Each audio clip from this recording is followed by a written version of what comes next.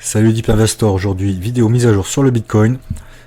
Le Bitcoin qui baisse, les marchés US qui viennent d'ouvrir, le Nasdaq à moins 3%. Je vais te montrer les niveaux importants de support et surtout je vais te sortir des données macroéconomiques qui me laissent espérer que le bull run n'est clairement pas terminé et qu'on arrive sur de très bons niveaux pour renforcer ces bagues. Allez, c'est parti pour la vidéo.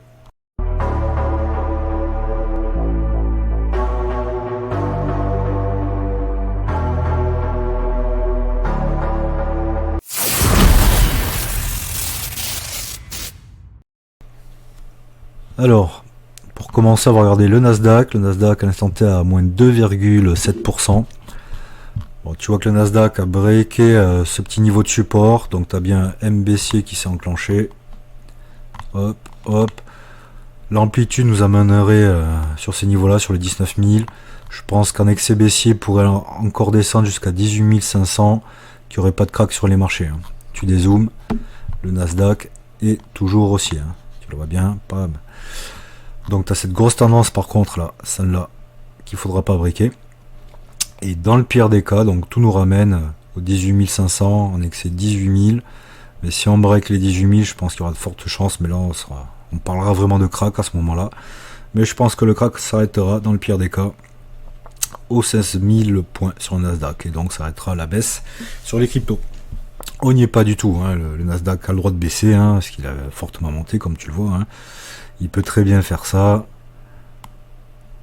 Et après repartir à la hausse. Hein. Donc moi je privilégie plutôt ça que ça. Non, ça j'y crois pas. Voilà. Donc voilà, il faut prendre du recul. Bien sûr, les cryptos baissent, c'est normal. Vu que le Nasdaq baisse, les marchés FI baissent. Ils baissent.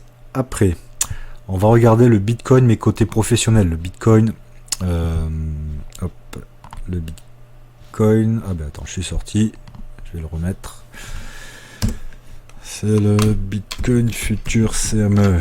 Hop, Bitcoin Future. Voilà, le Bitcoin que trade les professionnels, c'est celui-là. Ça, c'est notre Bitcoin contre USDT. Et ça, c'est le Bitcoin CME. Et donc, on va regarder si le gap de vendredi dernier a été comblé aujourd'hui. On est en daily. Voilà, ça, c'est la bougie de vendredi, vu qu'il bosse pas le samedi, dimanche. Donc, le point bas, on était allé chercher un bas à 84 790. Et aujourd'hui, avec les rouvertures, on est monté 84 200. Donc, tu vois, il y a un petit gap de 500 $ encore. Il n'a pas été comblé. Donc, moi, je pense plutôt, vu que quand même toute la tendance est baissière, qu'on va aller chercher ce gap qui nous a fait permis de pumper sévèrement sur le Bitcoin et qu'on a encore laissé. On a essayé de le combler là. C'était le 28 février. On avait fait un plus bas à 78 675 $ sur le Bitcoin CME. Mais comme tu vois, son plus haut, il est à 77 930. Donc là aussi, t'as quoi? T'as plus de 700 $, on va dire 800 $ d'écart. Donc pour moi, il est fort probable qu'on continue à baisser aujourd'hui ou dans les prochains jours pour aller à minima combler ce qui reste de ce gap. Et je pense par extension baissière revenir dans cette zone-là. La zone qui servait en fait de résistance et qui devrait servir de support. C'est ce que tu as sur mon graphique ici, là, en Bitcoin USDT.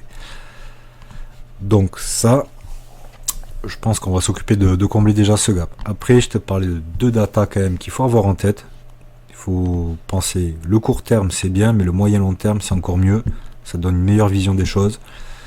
Et moi je compte quand même, je regarde pas mal l'inflation. Et comme tu vois, l'inflation sur Trueflation en temps réel, aux US, elle est à 1,39.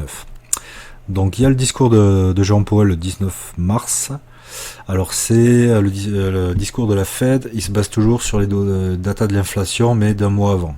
Donc en gros, il parlera de l'inflation des données de février qui est en gros à 2,2%, 2,3%. Et comme tu vois, au mois de mars, elle a bien chuté. Hein. On est à 1,39 à l'instant T.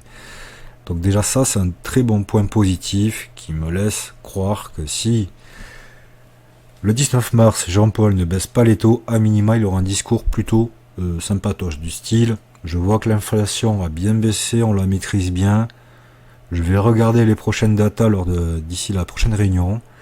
Et si ça va dans le bon sens, je baisserai les taux. Je pense qu'il va sortir un discours dans ce sens-là. Quand tu vois ces données, je vois pas un autre discours qui pourrait sortir. Après, il pourrait surprendre tout le monde, dire ok, 2,2, pour moi c'est ok, je baisse les taux de 25 points de base. Ça serait parfait, le marché repartirait direct. Mais peut-être qu'on attendra peut-être la prochaine réunion de la Fed. Mais tu vois, ça c'est une data à garder en tête. L'inflation aux US baisse, donc il y a toutes les raisons pour que Jérôme Powell se mette à baisser les taux. Et le Bitcoin il aime ça, et les marchés tradis aiment ça. Quand tu baisses les taux, quand l'argent il est pas cher, les marchés montent. Ça faut l'avoir en tête. Et deuxième data qui est pas mal, hein. Hop. Donc là c'est sur mon compte X, hein. J'ai un petit compte, donc tu as celle-là déjà, disant que l'accumulation de Bitcoin n'a jamais été aussi haute de toute son histoire. Tu vois, ça c'est tout ce qui est accumulé là, depuis 2017. Tu vois que les cours montent, même malgré notre baisse, tu vois que là ça accumule sévèrement. Mais ça c'est tous les instituts qui rentrent sur le marché, tous les professionnels qui sont en train de se gaver de Bitcoin, malgré la petite baisse qu'on a là, malgré que certains parlent déjà de fin du bull run, ils accumulent. Donc voilà, ça n'oublie pas, les big boss, les investisseurs pros, ils accumulent malgré les baisses. Ça c'était la première info. Et la deuxième qui est encore meilleure, c'est celle-là, la Global M2 Liquidity. En gros c'est l'impression monétaire de la Fed, enfin voilà, la liquidité sur le marché, qui a 3 mois d'avance sur le Bitcoin, sur les prix du Bitcoin. Quand tu regardes par le passé, tu vois bien qu'il y a une belle corrélation entre le cours du Bitcoin et cette Global M2 Liquidity. Tu vois, quand elle monte, le Bitcoin se met à monter. Alors bien sûr, il y a toujours des décalages. Surtout que, voilà. Et donc là, comme tu vois, vu qu'elle a 3 mois d'avance sur le Bitcoin, tu vois que la Global M2 s'est remise à partir à la hausse. À l'instant T, elle est presque au niveau lorsque le Bitcoin était déjà à 108 000 $. Bon, après, il faut garder en tête que le Bitcoin peut aller plus bas que cette Global Liquidity. Comme tu vois là, on a bien divergé. Elle latéralisé, le Bitcoin continue à nous faire des plus bas. Et après, elle est partie à la hausse. Le Bitcoin, pam, s'est repris, pam, et on est parti à la hausse. Ça, c'est notre gros range, hein, au niveau des 70 000, là, ici. La résistance, là, qu'on a briqué, et qui va, bien sûr, aujourd'hui, si on continue à baisser, nous servir de support.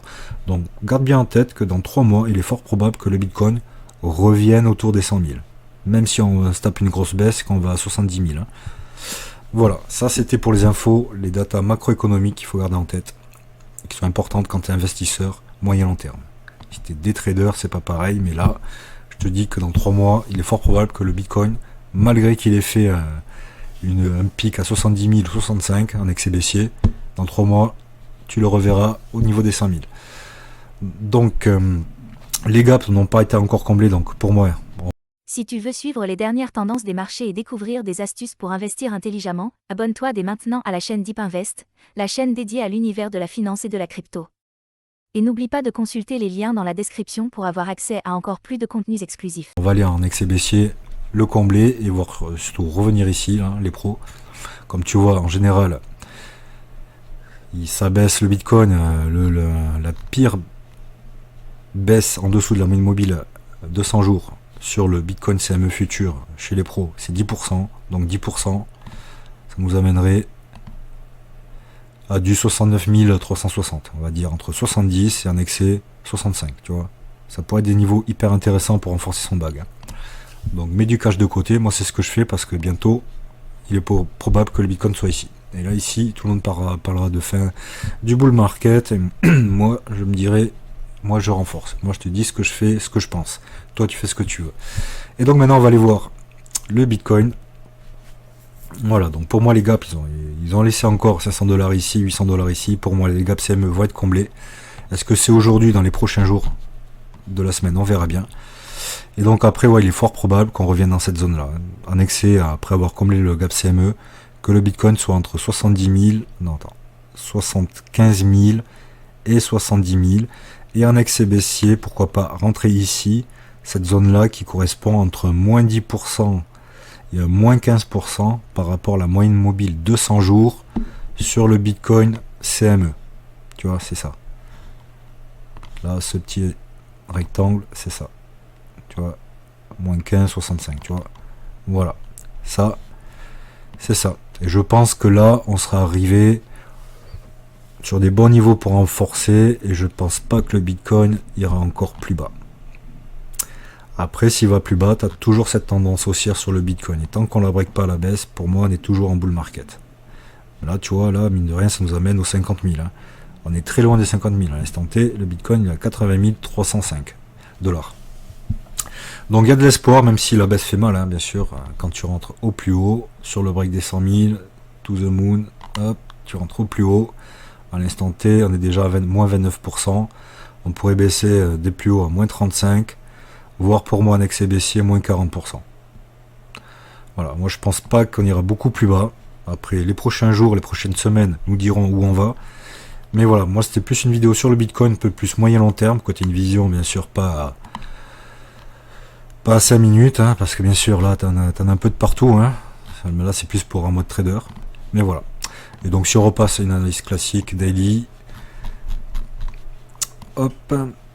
Donc pour moi, on est toujours baissier, on allait faire un excès baissier au niveau du RSI, mais tu vois qu'on repasse sous les 50 du RSI, sous la moyenne mobile du RSI, on est toujours bien sûr sous les 50. Moi, pour moi, les cours vont être stagnés, une nouvelle baisse, voilà, pour avoir après peut-être une divergence haussière sur le RSI, le Bitcoin sera un peu plus bas, et là on verra bien si le Bitcoin nous fait une figure de consolidation. À ce moment-là, on aura déjà comblé ce dernier gap CME qui nous a attiré à la baisse, et après repartir peut-être à la hausse, comme celui-là, et continuer. Ou alors, continuer, les marchés financiers traditionnels baissent, ils ont peur, la peur s'accélère, pam, on redescend ici, on consolide et on repart à la hausse.